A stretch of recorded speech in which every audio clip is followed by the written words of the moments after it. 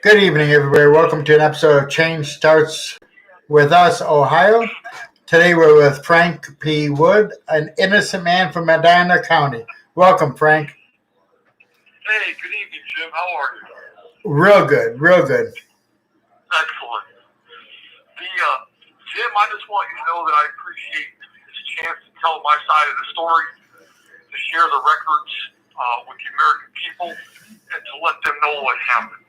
Because, I was denied the right to testify during trial by lead counsel Ed Harrison Green. Right. And I know why, and we're slowly getting through the why. And I just want to make it clear, I want to thank everyone for listening. And I'm asking for you to please share this data with everyone you know. My Facebook is Free Frank P. Wood at Facebook. My website is all lowercase, www.freefrankpwood.com. And you can download every document that we discuss from that website for free. Awesome. And as usual, I want to make this part clear to everyone. Whenever Jim and I talk, we are discussing state of Ohio versus Frank P. Wood. It's me, the wrongfully convicted. This was a Medina County, Ohio case number 05CR0365. Everything we were talking about, is state court public records on my website and verified by affidavit. And every affidavit has gone uncontested in open court by the state. So I want to make that really clear. And, we wrapped up undeniable state's evidence that Scott Sadowski was with this alleged rape victim, his legal guardian, Potter, in Put-in-Bay, Ottawa County on the indicted dates of abuse. Right. That is uncontradictable state's evidence from the face of my materially altered and incomplete trial record. So people know when you go to my website, there's a document called an affidavit of accusation. Okay? My trial transcripts that I received altered, you can download as Exhibit A from that document. Okay? So everything I'm saying is right there. I'm not hiding anything. Okay, I'm completely bare in this situation. And for a while, I keep letting people know that after the poor girl's testimony, former Assistant Prosecutor Eisenhower, who tried my case in the courtroom of Judge Christopher K. Collier, who needs impeached, called this girl's testimony bullshit. And I finally reached a point where we can discuss why that actually happened. And right now, I am actually working out of the affidavit of accusation. And I'm using pages 22 through 26. And the affidavit itself, Jim, so everybody knows, is a 38-page document filed by a lawyer, Attorney Ronald R. Stanley. And it is a concise presentation of my case. About an hour and 15-minute read, so they know. Now, this is amazing. We know the girl was with Scott. This call is originating from an Ohio correctional facility and may be recorded and monitored. Oh, I pray that's temporary. He was with her on the United Dates of Put-in-Bay. And at one point, after the state rested its case, my former assistant lead counsel, Attorney Green... Hey, Frank, continue talking. I got to leave for 1 second just to go in another room. I'll be right back, so keep talking. All right, great. After the state rested its case, Attorney Green, my former lead counsel, who I do not trust, he motioned in court for a criminal rule 29. This is on transcript page 461 through 464. And so people know that criminal rule 29 is a motion for dismissal acquittal. In other words, he wanted to have the charge dismissed.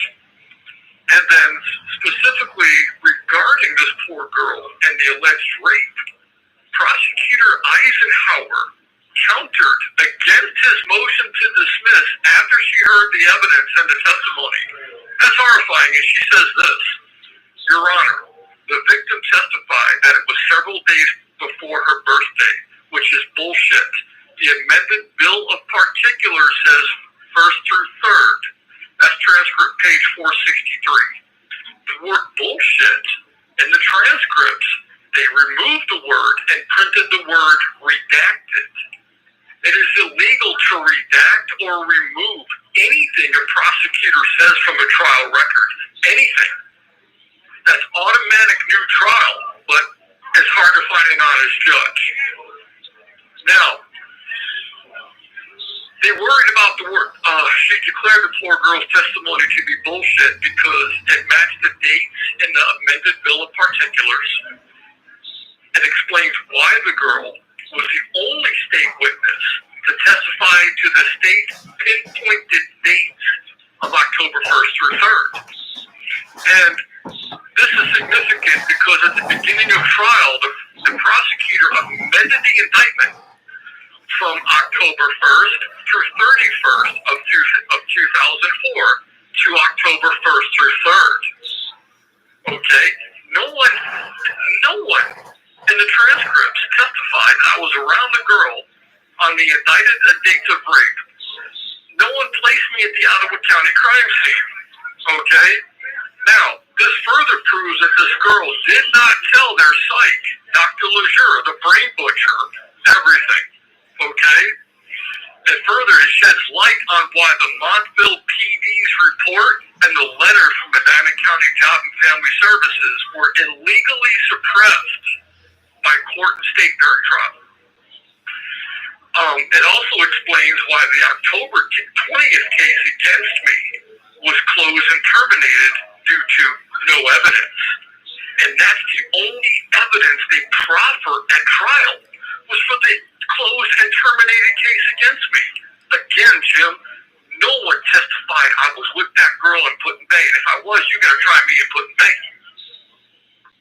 Right. This is insane.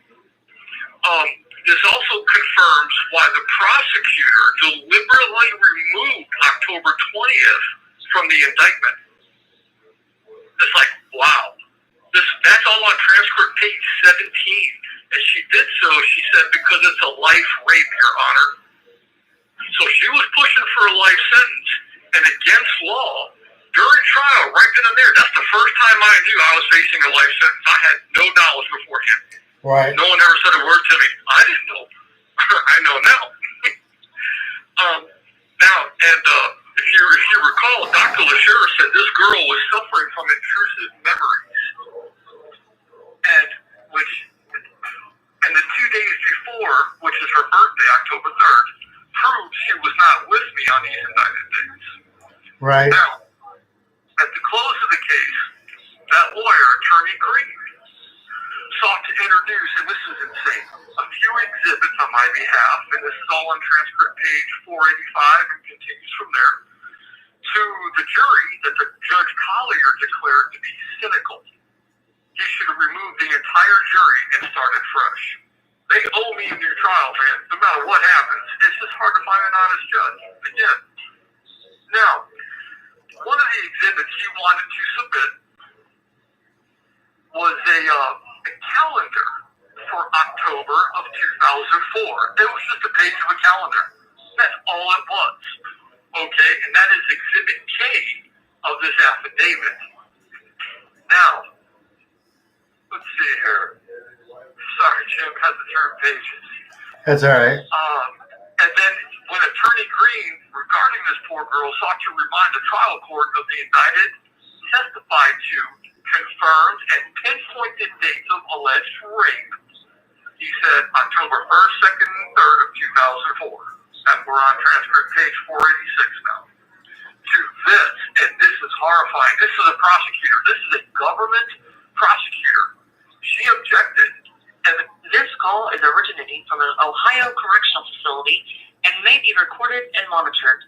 Clarified her objection with this quote. Well, only because I believe the issue he is trying to get at is that she may or may not have been in the presence of the defendant during those days. And there's absolutely no evidence to hold that theory up. I don't think there's anything to support that. Wow. And that is in chapter 34 also of my book, A Blueprint for Wrongful Imprisonment, that they can download from my website. That book is also an affidavit. Now, this woman just heard all the testimony. The prosecutor is the only person to mention to the girl her birthday weekend. The girl never told anybody else. And yet, the prosecutor just said this only because I believe the issue he's trying to get at that she may or may not have been in the presence of me. Wait a minute. Attorney Green didn't say that. All he did was remind the court of the indicted dates of abuse, and here's a calendar. So the prosecutor knew she deliberately did this.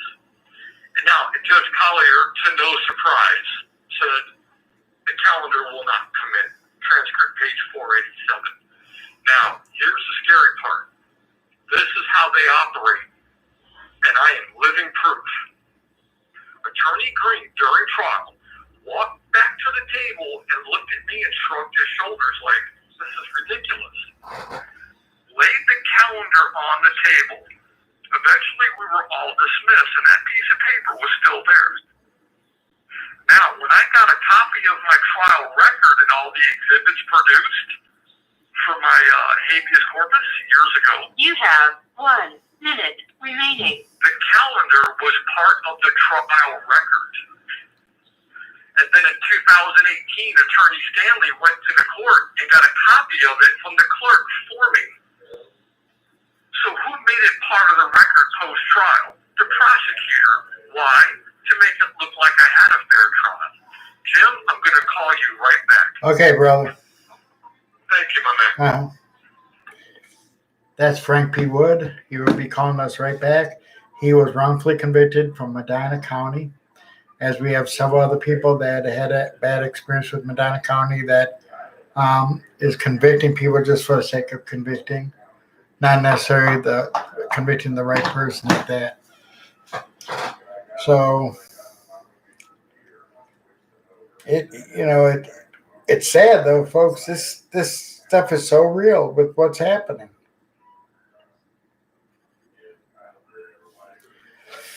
It is so sad.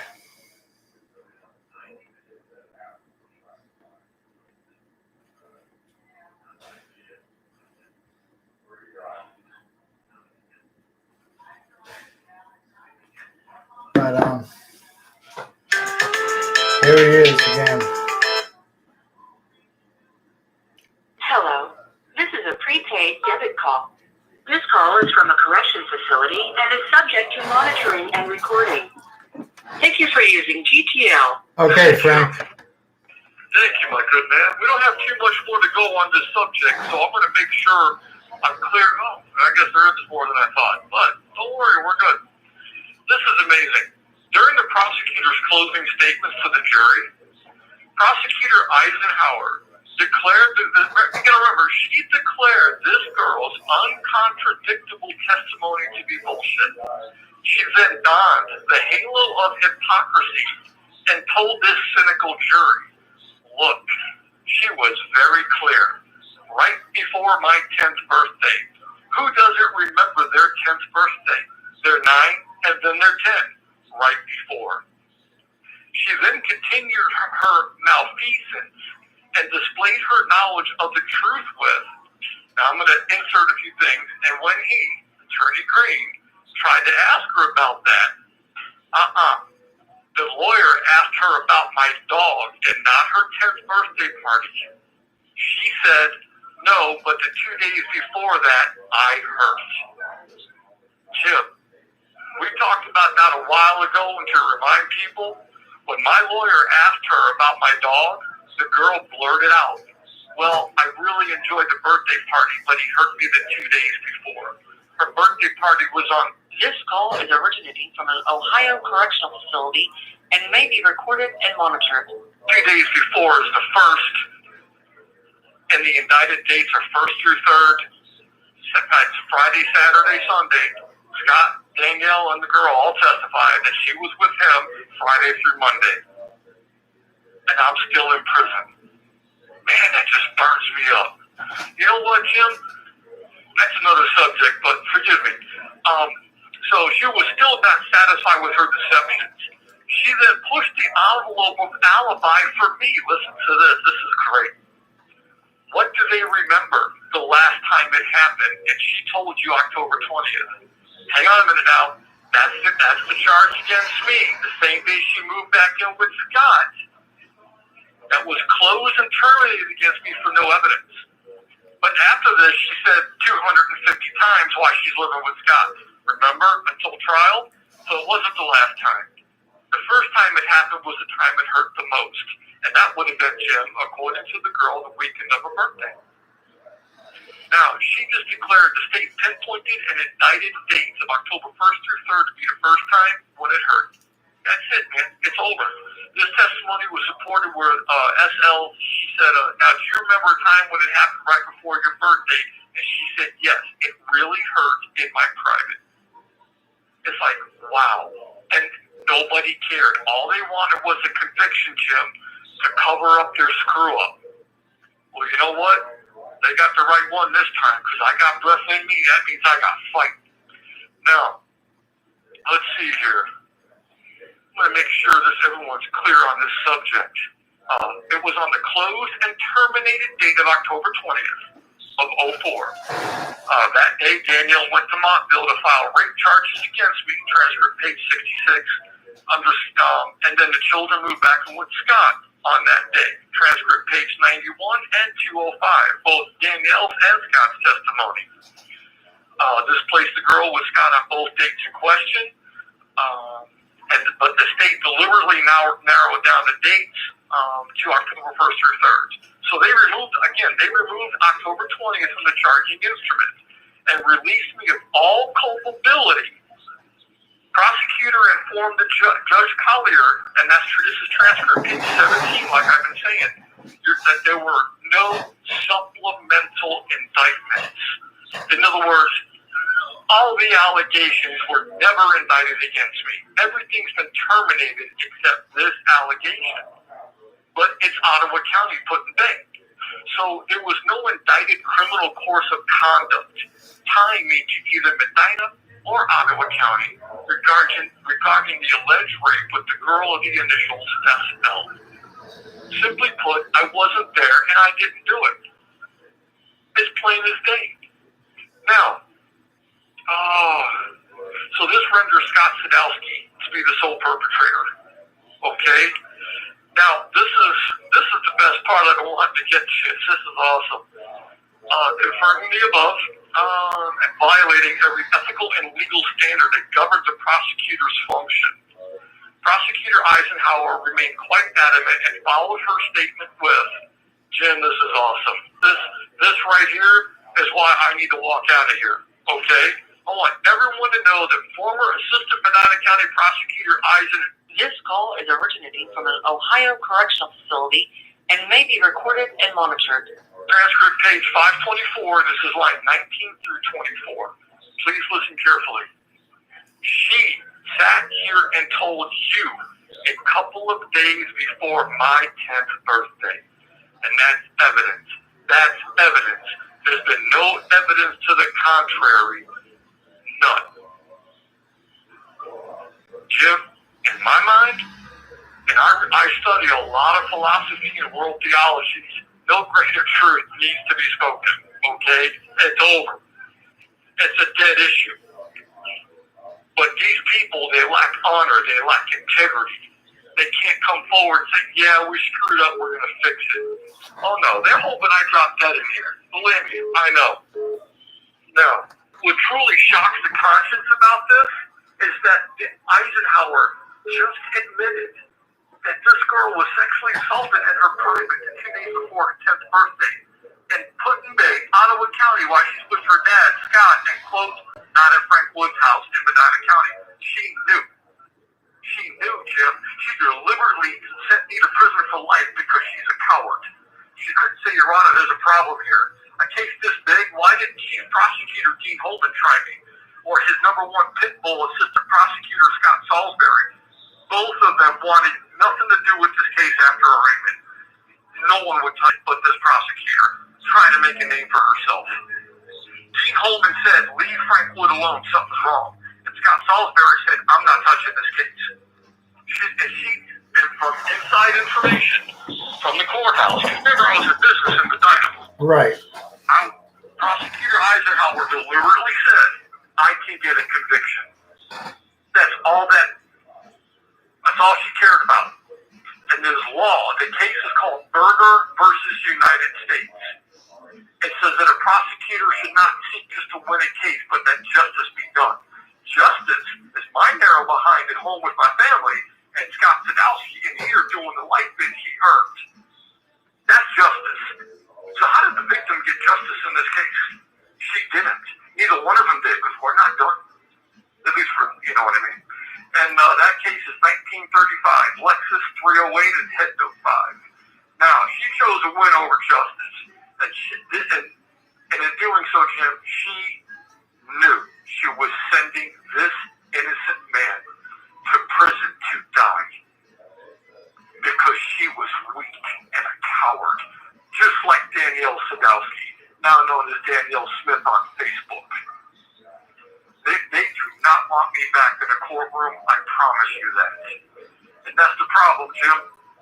Attorney Stanley's been helping me pro bono for 15 years. And we both admit that, hey man, we can't get them to do the right thing. We need a big law firm, a big law school to take over and push this forward. Attorney Stanley will step out of the limelight. He and I, we agree. And both of us will assist whoever takes over with anything they need. We agree to do this. I trust Ron Stanley with my life. He is welcome at my kitchen table. He is a good man. But we know what we need. So that's where we're at right now.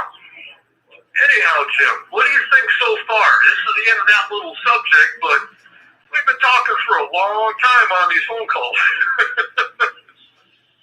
Right. Any ideas or questions you have at the moment? I don't know. Well, and so the listeners know, you know, my prison number is 8504107. You can look me up on the DRC's website, and you can contact me with questions through jpay.com, and they can also they can write me here. The prison address is on the website. I'm at Richland Correctional Institution in Mansfield. Okay, so everyone knows it's P.O. Box 8107, and the zip code here is 44901. I invite all questions, ideas, direction, help. It's a non-optional social convention to free an innocent man, especially in America.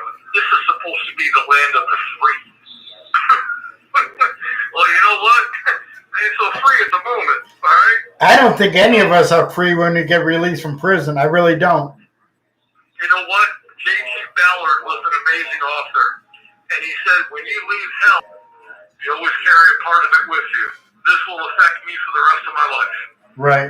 And when I come home, the same thing you're doing, I want to do, Jim. I want to help people build Facebook, websites, social medias, because the only thing we can do is expose them and shame them into doing the right thing.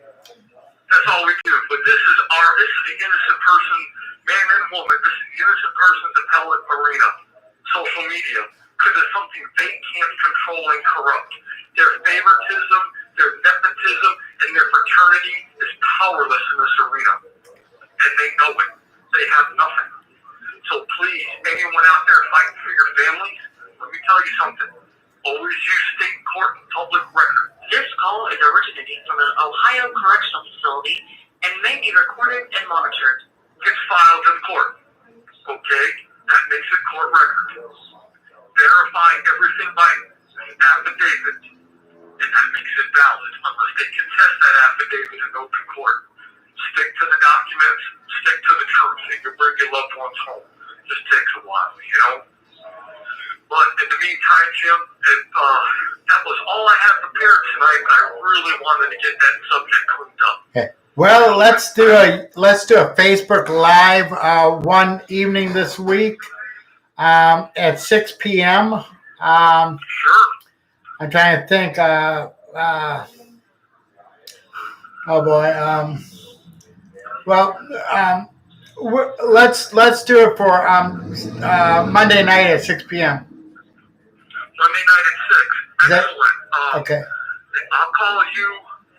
I'll give you a quick shout sometime Sunday to make sure we're still on for that. Okay, that sounds good. Hey, I want to thank you, Jim, for this opportunity, and I thank everyone for listening and sharing my data. Thank you, It's brother. important. Have a good night, Jim. You too. Bye bye. Folks, please check out our website at www.changestartswithusohio.com. Have yourself a great evening.